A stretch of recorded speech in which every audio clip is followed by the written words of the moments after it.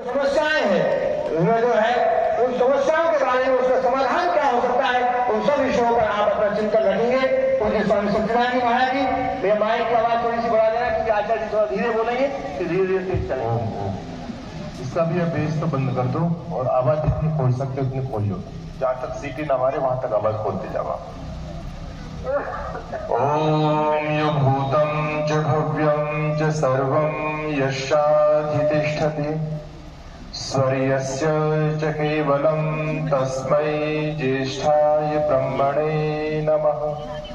ओम शांति शांति शांति।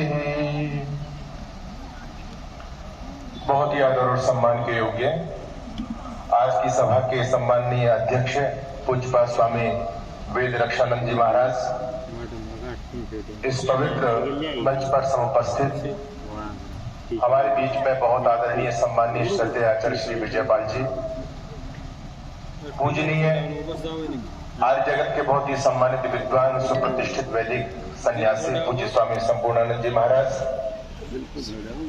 इस कार्यक्रम का बहुत कुशलता के साथ में संचालन कर रहे बहुत बड़ा वैदिक धर्म और संस्कृति के लिए जिन्होंने बहुत बड़ा महान संकल्प लिया हुआ है, 5000 बच्चों की क्षमता का जो गुरुकुल बना रहे हैं, ऐसे मेरे पूज्य गुरुदेव स्वामी गणेशानंद जी महाराज, और बड़े भाई के समान जिनका स्नेह हमेशा हमारे ऊपर बना रहता है, बहुत ही जिनका तपस्वी जीवन है और जिनकी तपस्या से ये संस्था पल्लवित हो रही है, ऐसे हमारे बहुत आदरणीय सम्मानीय श्रद्धास्पद पूज्य आचार्य श्री राजेंद्र जी, हमारे आदरणीय स्वामी ब्रह्मानंद जी, अन्य मंच पर सभी विराजमान सम्मानित सन्यासी वृंद, विद्वान महानुभाव और पीछे बैठी हुई आर्य जगत की बहुत ही सम्मानित विदुषी समादरणीय आचार्य सूर्या देवी जी, आचार्य धारणा जी, आचार्य वसुधा जी, अन्य सभी सम्मानित महानुभाव विद्वानों को प्रणाम करते हुए मेरे सम्मुख समुपस्थित धर्म प्रेमी सज्जनों, वंदनीय मातृशक्ति, गुरुकुल से पहुंची पवित्र ब्रह्मचारिणियां, देश के भावी भविष्य का आधार प्रिय बालक और बालिकाओं, बेटे मैं आप लोगों से कह रहा हूं जो स्कूल के बच्चे बैठे हैं बिल्कुल सीधे बैठ जाए। आप लोग ये मत समझना कि बाबा जी सामने हैं, मुझे निरा बाबा ही मत समझ लेना। मैं भी कभी प्रिंसिपल रहा और मैंने बच्चों को बहुत अच्छी तरह से हैंडल किया, तो मैं ये भी जानता हूं कि बच्चों को कैसे नियंत्रण में किया जाता है। इसलिए आप लोगों से निवेदन है, थोड़ा सा समय मेरे पास में है, मैं ज्यादा समय नहीं लूंगा, लेकिन कुछ देर आपके बीच में बोलूंगा और आप यदि मेरी बात को बहुत ध्यान से सुनेंगे तो आपको बहुत अच्छी बातें लगेंगी और आपकी समझ में भी आएंगी। तो आप सभा को बनाने का प्रयास कीजिए। देखिए, हम सभी का बड़ा सौभाग्य है कि आज हम पूज्यपाद आचार्य श्री बलदेव जी महाराज, जिनका आर्य जगत में बहुत ही बड़ा नाम था और उन्होंने बहुत बड़ा काम किया, उनकी पावन पुण्य तिथि पर यहाँ सभी समुपस्थित हुए हैं। आर्यों, ये आने वाला समय हम लोगों के लिए बहुत विशेष है और विशेष इसलिए है कि आप जो फ्लैक्स देख रहे हैं, यहाँ पर लिखा है महर्षि दयानंद जी महाराज की 2वीं जन्म शताब्दी वर्ष के उपलक्ष्य में ये भव्य कार्यक्रम आपके बीच में चल रहा है। आपको जानकारी होनी चाहिए, महर्षि स्वामी दयानंद जी महाराज को 200 साल होने वाले हैं। अभी टंकारा के अंदर जिस पावन धरती पर उनका जन्म हुआ था, वहां 10, 11, 12 फरवरी को बहुत भव्य एक अंतर्राष्ट्रीय स्तर का कार्यक्रम है जहां पर राष्ट्रपति महोदय भी पहुंचेंगे। तो स्वामी दयानंद जी महाराज को 200 साल होने वाले हैं 2024 में, ये जो साल चल रहा है, और आने वाले 2025 में आर्य समाज को 150 साल हो जाएंगे। तो ये जो 2 साल हम लोगों के पास में, ये बहुत विशेष इसलिए है कि आप सभी इस बात को बहुत अच्छी तरह से जानते हैं कि इस धरती पर एक ऐसा महामानव पैदा हुआ जिसने आकर के सनातन धर्म, सनातन संस्कृति की, राष्ट्र और धर्म की बात की और इस देश को बचाया। जिस वैदिक परिपाटी की आज परीक्षा ये बेटियां दे रही हैं, ये यदि परंपरा बची हुई थी तो उस महामानव के बलबूते पर ऋषि दयानंद जी महाराज की त्याग और तपस्या से देश आजाद हुआ। इस बात को हम सभी जानते हैं। इस बात को कहने में मुझे कोई संकोच नहीं है कि स्वामी दयानंद जी महाराज जैसा महापुरुष धरती पर हमको कोई देखने में नहीं आता है। ये बात मैं इसलिए नहीं कह रहा हूं कि मैं आर्य समाज का सन्यासी हूं, मैं इस बात को डंके की चोट पर देश के बड़े बड़े मंचों पर बोलता हूं और मैं चैलेंज के साथ में बोलता हूं कि मैं आर्य समाज और ऋषि दयानंद की बात इसलिए करता हूं कि जितना अच्छा चिंतन मुझे आज तक ऋषि दयानंद का मिला है, इतना बड़ा चिंतन मुझे आज तक किसी दार्शनिक का नहीं मिला। अगर मुझे ऋषि दयानंद से बढ़कर किसी की बात लगेगी तो उस दिन से मैं उसकी बात का प्रचार करना शुरू कर दूंगा। आज तक तो ऋषि दयानंद से बढ़कर के कोई महापुरुष मेरे सामने मुझे नजर आता है। तो महानुभाव, ये सभी हम लोगों के लिए बड़े गर्व की बात है, गौरव की बात है कि हम सभी को एक ऐसा आचार्य मिला जिसकी पूरी दुनिया में दुर्लभी बोलती थी। लेकिन दुर्भाग्य हम लोगों का यह है कि हम इतने बड़े आचार्य को, इतने बड़े महामानव, इतने बड़े ऋषि जिसकी कृपा से आज ये देश आजाद हुआ, उस ऋषि को जो सम्मान समाज में दिलाना, उस ऋषि का समाज में जो सम्मान होना चाहिए था, वो सम्मान हम अपने गुरु को नहीं दिला पाए। आज ऐसे ऐसे लोग संत परंपरा के सिरमौर बन गए जिन्होंने वैदिक संस्कृति धर्म के लिए कुछ भी नहीं किया। यहां तक कि जो गाय का मांस भी खाते थे उनका कोई योगदान राष्ट्र धर्म संस्कृति के लिए नहीं रहा। लेकिन ऐसे लोग संन्यास परंपरा के सिरमौर बनकर के और देश और दुनिया में उनकी धुंध भी बोल रही है। लेकिन एक ऐसा ऋषि जिसने मानवता के लिए, हर व्यक्ति के अधिकार की लड़ाई जिस महामानव ने लड़ी, उस ऋषि दयानंद को एक राजनीति के तहत कहिए या एक षड्यंत्र के तहत कहिए, सरकारों ने भी उनके साथ भेदभाव किया, संगठनों ने भी उनके साथ भेदभाव किया और कहीं ना कहीं हम उन दूसरे लोगों के षड्यंत्रों को नहीं समझ पाए। हम भी उस षड्यंत्र के शिकार होते चले गए, हमने ध्यान नहीं दिया और आज हम यहां तक आ गए। ऋषि दयानंद जैसे महापुरुष के बारे में लोग, ज्यादातर लोग नहीं जानते, बस इतना ही जानते कि स्वामी दयानंद वो महापुरुष थे जिन्होंने मूर्ति पूजा का खंडन किया और आर्य समाज को जन्म दिया। लेकिन ये नहीं जानते लोग कि इस देश को बचाने के लिए, धर्म को बचाने के लिए जितना बड़ा काम ऋषि दयानंद जी महाराज ने किया, इतना दुनिया में कोई कर नहीं पाया। ऋषि दयानंद जी महाराज ने इस मानवता के लिए हजारों काम किए, हजारों आंदोलनों को जन्म दिया, लेकिन वो सारी की सारी बातें छुपाई गई समाज से षड्यंत्र के तहत। और एक बात हमारी जानबूझ करके प्रसारित की गई और वो बात केवल हम लोगों के द्वारा नहीं की गई, बल्कि वो बात दूसरे लोगों के द्वारा समाज में प्रचारित की गई। और वो बात ये है कि आज समाज के लोग मूर्ति पूजा का खंडन करते हैं। बस आज समाज वो संगठन है जो मूर्ति पूजा का खंडन करता है। इससे ज्यादा लोग आज समाज के बारे में नहीं जानते। आज समाज ने हजारों काम किए, उन कार्यों को समाज के सामने नहीं प्रस्तुत किया गया, एक बात को जानबूझ करके प्रस्तुत किया गया। ये बात हम लोगों ने नहीं, दूसरे लोगों ने प्रचारित की। अब समय आ चुका है, हम सभी एक होकर के उद्देश्य को लेकर के आगे बढ़ेंगे और ये इसलिए जाना जरूरी है। ऋषि दयानंद है तो सनातन धर्म बचा है, आर्य समाज की मान्यता है तो आप सुरक्षित हैं। अगर ऋषि दयानंद की मान्यताओं का प्रचार प्रसार होना बंद हो जाएगा तो निश्चित रूप से समझ लेना, ये आप जितने भी लोग यहां पर बैठे, हिंदू कहलाने वाला प्राणी धरती से समाप्त हो जाएगा। आज भी ये सनातन धर्म बचा है, इसको कहने में मुझे कोई संदेह वाली बात नहीं है।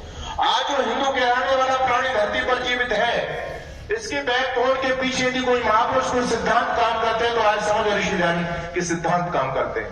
इसलिए विधर्मी लोगों ने समाज के अंदर एक चाल चली है। आज समाज से लोगों को दूर किया जा रहा है, एक ऐसा भ्रम समाज में डाला जा रहा है, क्योंकि विधर्मी लोग इस बात को जानते हैं कि जब तक हिंदू समाज आर्य समाज के संपर्क में रहेगा तब तक इसका कोई बात नाका नहीं कर सकता। इसलिए यदि इस हिंदू को अपना निवाला बनाना चाहते हो तो आर्य समाज से दूर करो। और आर्य समाज से दूर कैसे करेंगे? आर्य समाज के बारे में उसके दिमाग में गलत बातें डाली जा रही हैं कि आर्य समाज के लोग रामकृष्ण को नहीं मानते, देवी देवताओं को नहीं मानते, आदि अनेक प्रकार की बातें चल रही हैं। इसलिए याद रखना, यहां पर बच्चे बैठे हुए हैं, मैं बहुत सरल सी बात आपके बीच में कहना चाहता हूं। देखो, आज चारों तरफ से आप पर आक्रमण हो रहे हैं, चारों तरफ से घिर चुके हैं। Iran, Afghanistan, Nepal, Bhutan, Tibet, Sri Lanka, Myanmar, Bangladesh, Cambodia, Philippines, Malaysia, Indonesia, Thailand, Vietnam, ये कभी आपके देश के हिस्से होते थे। यहाँ पर सर्वत्र आर्य लोगों का साम्राज्य हुआ करता था। हम पूरी दुनिया से समाप्त हो गए, हम अमेरिका से समाप्त हो गए, हम यूरोप से समाप्त हो गए। अब हमारा वजूद यदि बचा हुआ है तो ये केवल इस भारत देश में बचा हुआ है, वो भी सर्वत्र नहीं। यत्र तत्र हम कुछ लोग सुरक्षित अपने आप को महसूस कर रहे हैं। अभी हमारे आदरणीय आचार्य आजाद जी मेवात की बात कर रहे थे। मेवात आपके हरियाणा में ही आता है, कोई दूर नहीं है। मेवात के अंदर क्या स्थितियां हैं आप इस बात को बहुत अच्छी तरह से जानते हैं। अब आपको करना क्या है? परिस्थितियां चारों तरफ से बहुत विकराल रूप ले रही हैं। अब यदि आप बचना चाहते हैं तो ऋषि दयानंद का चिंतन कैसे काम करेगा? देखिए, दो प्रकार की लड़ाइयां होती हैं, दो प्रकार के युद्ध होते हैं। एक शस्त्र का होता है, एक शास्त्र का होता है। शस्त्र के युद्ध का समय अब जा चुका है। वर्तमान में जो समय चल रहा है वो शास्त्र के युद्ध का चल रहा है। शास्त्र का युद्ध मतलब शास्त्रार्थ का युद्ध, शास्त्रार्थ का समय। पहले समय में आप जिनको शास्त्रार्थ कहते थे, आज की भाषा में उनको डिबेट कहा जाता है। आप लोग रोज टेलीविजन पर देखते हैं, शाम के समय में डिबेट होती है और वहां पर लोग तर्क वितर्क करते हैं, पक्ष विपक्ष पर चर्चा लोग करते हैं। तो अब आपको यह समझना है कि यदि आप अपना बचाव चाहते हो तो आपको डिबेट का समय है, विचारधारा की लड़ाई का समय चल रहा है। यदि आपकी विचारधारा स्ट्रांग है, मजबूत है, तो निश्चित रूप से आप विधर्मी लोगों के सामने टिक पाओगे, अपने सिद्धांतों की रक्षा कर पाओगे, देश धर्म संस्कृति को बचा पाओगे। और यदि आप अंदर से बिल्कुल खोखले हो, आपके सिद्धांतों में कुछ दम नहीं है, तो आप कभी भी वैदिक सनातन धर्म की पताका दुनिया में नहीं फहरा पाओगे। इसलिए आज ऋषि दयानंद को हम नमन करते हैं। क्यों करते हैं? रामधारी सिंह दिनकर ने कहा था, स्वामी जाने से पहले हिंदू फुसफुसिया जीव था। फुसफुसिया का मतलब समझते हो? फुसफुसिया उस प्राणी को कहते हैं जिसके शरीर में रीढ़ की हड्डी नहीं होती, और जिसके शरीर में रीढ़ की हड्डी ना हो वो व्यक्ति कभी खड़ा नहीं हो सकता। हम हिंदू लोगों की स्थिति यही थी स्वामी जाने से पहले। कोई विधर्मी, कोई अपने सनातन धर्म से का व्यक्ति, विदेशी विधर्मी जब हमारे धर्म पर, संस्कृति पर आक्षेप किया करते थे तो हमारे पास उनके प्रश्नों का कोई जवाब नहीं होता था। हम शर्म से गर्दन नीचे झुका करके केवल दांत फाड़ते रह जाते थे, उनके प्रश्नों का जवाब नहीं दे पाते थे। ऋषि दयानंद जी महाराज ने आकर के हमारी रीढ़ की हड्डी को वो मजबूती प्रदान की है। आज न केवल हम विधर्मी लोगों के प्रश्नों का जवाब देते हैं, बल्कि आक्रामक होकर के बोलते हैं, अरे नकारा धर्म का बचता है, आए जिसका जी चाहे, सदा का द्वेष अवश्य आजमाए जिसका जी चाहे। एक वो दौर था जब विधर्मी हमसे प्रश्न करते थे, हमारे पास जवाब नहीं हुआ करता था। आज हम बोलते हैं तो हमारे प्रश्नों का जवाब किसी विधर्मियों के पास में नहीं है। और आपको इस बात को सुख की अनुभूति होनी चाहिए। अभी कुछ समय पहले एक मौलवी साहब का वीडियो बड़ी तेजी से वायरल हो रहा था और उस बात को कह रहा था, यदि भारत में काम करने में हमें सबसे बड़ी समस्या भी किसी के चलते आ रही है तो आज समाज और उनके सिद्धांतों के चलते आ रही है। ये आज समाज के स्कॉलर लोग इतने जबरदस्त तरीके से बोल रहे हमारे सिद्धांतों को लेकर के, कुरान को लेकर, हदीस को लेकर के।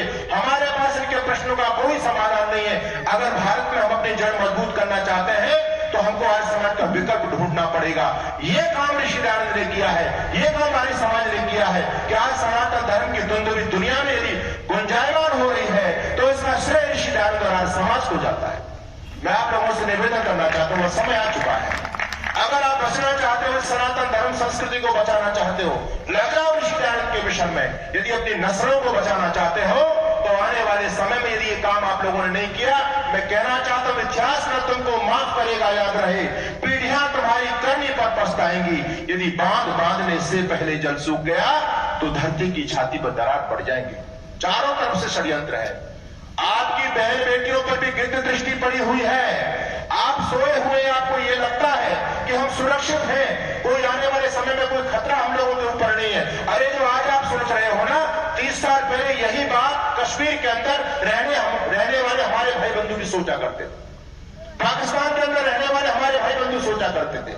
और उन्होंने कभी ईरान, जिसका प्राचीन नाम आर्यन है, आर्यन के अंदर रहने वाले लोगों ने कभी ये नहीं सोचा होगा कि एक दिन वो भी आएगा कि ईरान की धरती से हमारा वंश ही समाप्त हो जाएगा। कभी नहीं सोचा होगा। यही भूल उन लोगों ने की और यही भूल आज हम लोग भी कर रहे हैं। इसलिए सावधान होने की आवश्यकता है। चारों तरफ से षड्यंत्र है। आप कर क्या सकते हैं? मैंने कहा विचारधाराओं की जंग चल रही है। एक बात मैं आपसे पूछना चाहता हूं, ये बताइए, एक बात कही जाती है समाज में कि मुसलमान तो केवल 6,000 इस देश का है। आज 35 करोड़ में पाकिस्तान बन गया, उसमें अलग चलेंगे, लेकिन भारत देश में 35 करोड़ की स्थिति है। 6,000 लोग आए, इतनी बड़ी करोड़ों की संख्या में कहां से इस देश में एक खतपरवार के रूप में पैदा हो गए? तो लोग कहते हैं कि जिनको आन प्यारी थी वो कुर्बान हो गए और जिनको जान प्यारी थी वो मुसलमान हो गए। हम लोग भी इसी बात को कहते हैं ना कि जो डरपोक प्रकृति के लोग थे वो डर की वजह से मुसलमान बन गए। ज्यादातर लोग इसी बात को मानते हैं, लेकिन मैं इस बात को स्वीकार नहीं करता। और मैं आज आपसे पूछना चाहता हूं, मुझे एक बात बताओ, आज यदि कोई व्यक्ति आकर के जबरदस्त तरीके से आपको मुसलमान बनाना चाहे तो क्या आप मुसलमान बनेंगे या लड़ेंगे? क्या करेंगे? बोलो, लड़ोगे या मरोगे या मुसलमान बनोगे या आप उनके सामने जंग करोगे? क्या करोगे? लड़ेंगे। ये छोटे छोटे बेटे और बेटियां भी कह रहे लड़ेंगे, कोई डरेगा तो नहीं ना? अच्छा एक बात बताओ, आप ज्यादा बलवान हो या आपके पूर्वज आपसे ज्यादा बलवान थे? अरे बोलो, आप ज्यादा बलवान हो या पूर्वज? इसमें कोई संदेह नहीं है। कोई व्यक्ति सिद्धांत को झुकना नहीं सकता। अरे प्रमाण के रूप में मैं कहना चाहता हूं, पुरानी हवेलियों को जाकर के देखो, है ना? पुरानी हवेली आपको मिलेंगी, उनकी जो पैड़ी होती है, सीढ़ियां होती है, कितने फीट की हाइट होती है उनकी? लगभग 1 फीट, 1.5 फीट से नीचे नहीं मिलती। आजकल आप कोठियां बना रहे हैं और में जो सीढ़ी होती है उसकी हाइट कितनी होती है? अधिकतम 6 इंची, 5 इंच हो गई। महाराज जी बता रहे 5 इंच हो गया। अब आप ये सोचिए कि जो व्यक्ति दिन में कम से कम 10 बार 1.5 फीट की पैड़ियों पर चढ़ करके 10 बार ऊपर उतरते होंगे, नीचे जाते होंगे, और आज हम केवल 5 इंच की सीढ़ी पर नहीं चढ़ सकते, 2 बार चक्कर नहीं लगा सकते, फिर भी हमारे घर में लिफ्ट लगी हुई है। तो हम बलवान जा रहे हैं, हमारे पूर्वज हमसे ज्यादा बलवान थे। ये बात सिद्ध हो गई, हमारे पूर्वज हमसे ज्यादा बलवान थे। जब हम उनसे कमजोर हैं, आज की स्थिति में हम कमजोर होते हुए लड़ने के लिए तैयार हैं, तो क्या हमारे पूर्वज डर गए होंगे, उन्होंने लड़ाई नहीं लड़ी होगी? निश्चित रूप से उन्होंने भी लड़ाई लड़ी होगी। वो डर करके मुसलमान नहीं बने, लेकिन विधर्मी बनना पड़ा। इसका कारण क्या था? इसका एक ही कारण है, हम कभी शस्त्र की लड़ाई में नहीं हारे। हम यदि हारे तो शास्त्रार्थ की लड़ाई में हारे। ऋषि दयानंद जी महाराज के जीवन की घटना है। स्वामी दयानंद जी महाराज के पास में एक व्यक्ति आते हैं, स्वामी जी को प्रणाम किया। स्वामी जी ने हालचाल जब पूछे, वो व्यक्ति फूट फूट करके रोने लगता है। स्वामी जी ने कहा क्या बात हो गई? कहता है स्वामी ये मेरी बड़ी दुर्गति हो गई। स्वामी जी ने कहा क्या बात हो गई? कहते मेरा नाम पंडित नीलकंठ, मैं संस्कृत का बहुत बड़ा विद्वान, मैं सनातन धर्म का प्रचारक, मैं कथाएं किया करता था, लेकिन स्वामी जी महाराज मुझको अपना सनातन धर्म छोड़ करके ईसाइयत को स्वीकार करना पड़ा। स्वामी जी ने कहा ऐसा क्यों हुआ? तो कहते एक दिन मेरी सभा के अंदर एक पादरी आता है और वो कहता पंडित नीलकंठ यदि तुम मेरे प्रश्नों का जवाब दे देते हो तो मैं आज ही अपनी क्रिश्चियनिटी को छोड़ करके तुम्हारे धर्म को स्वीकार कर लूंगा, और यदि तुम मेरे प्रश्नों का जवाब नहीं दे पाओ तो फिर तुमको अपना सनातन धर्म छोड़ करके ईसाइयत को स्वीकार करना पड़ेगा। बोलो मंजूर है या नहीं? आखिर इतना बड़ा विद्वान और कोई मुझे आकर के चैलेंज देने लग जाए तो मैं स्वीकार तो करूंगा ही। पंडित नीलकंठ ने चैलेंज को स्वीकार किया, और जानते हो उस पादरी ने आकर के पंडित नीलकंठ से क्या पूछा? 2-3 प्रश्न किए, और वो पादरी कहता पंडित नीलकंठ कृष्ण ने अपनी मामी राधा के साथ में व्यभिचार किया। ये मेरे प्रश्न नहीं है, ये एक विधर्मी व्यक्ति के प्रश्न है, और वो हिंदू सनातनी पंडित से जवाब मांग रहा है। समझिए मैं कह रहा हूं हम किसमें हारे, हमारी हार का कारण क्यों बना? वो व्यक्ति कहता है कृष्ण ने अपनी मामी राधा के साथ में व्यभिचार किया। कहां लिखा हुआ है?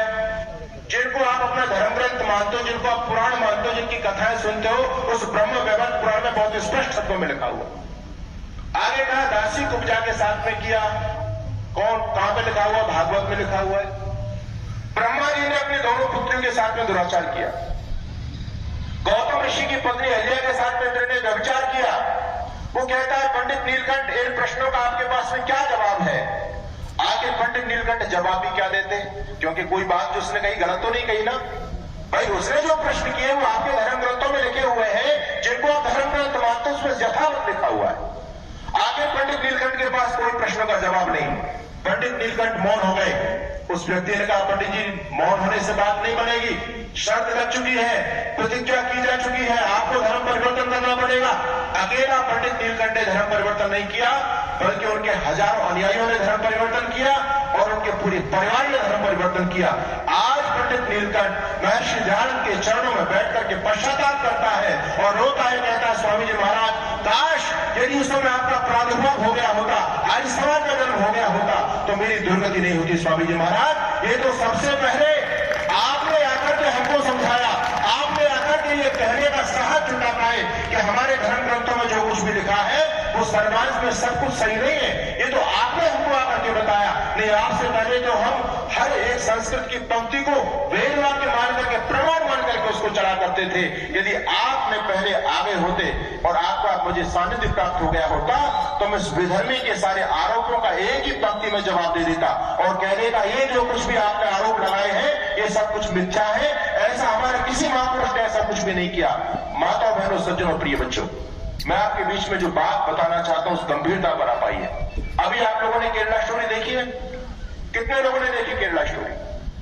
केरला स्टोरी के अंदर आसिफा नाम की मुस्लिम लड़की है, और वो आसिफा नाम की, आपको पता है केरला स्टोरी में 32,000 हमारी बेटियां विधर्मी बन गई, और उनको साथ में कितना बड़ा दुर्व्यवहार किया गया। बच्चे पैदा करने के लिए काम में लिया गया। जब उनको अपने इस काम से घृणा हो गई तो जब उन्होंने उनके कार्य का प्रतिकार किया तो इन कठोर लोगों ने उनको मार करके, काट करके, शरीर के के पार्टों को बेच करके और उनके खोखले शरीर को सीरिया और यमन के जंगलों में फेंक दिया शेर चीतों को खाने के लिए।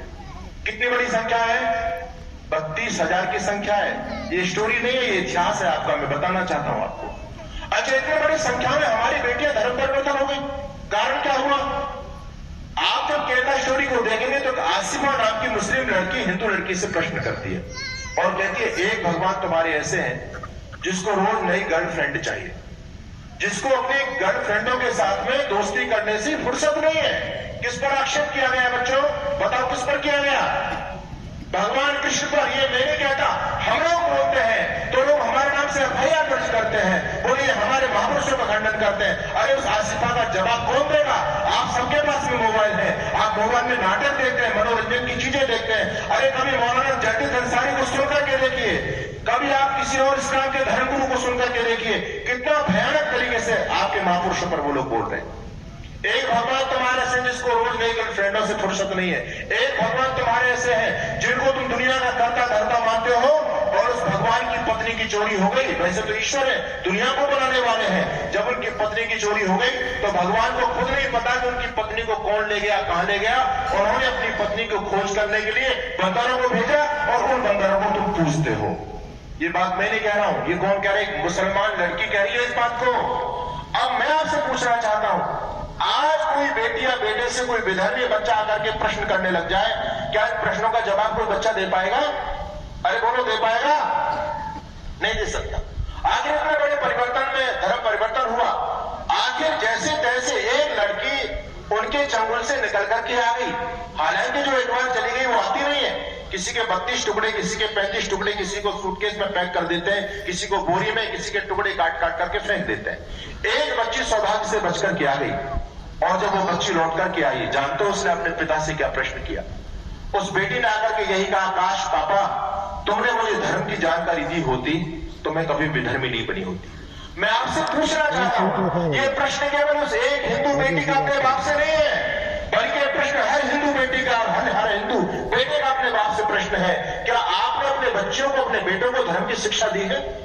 क्या आप अपने बच्चों को महापुरुषों के बारे में बता रहे हैं?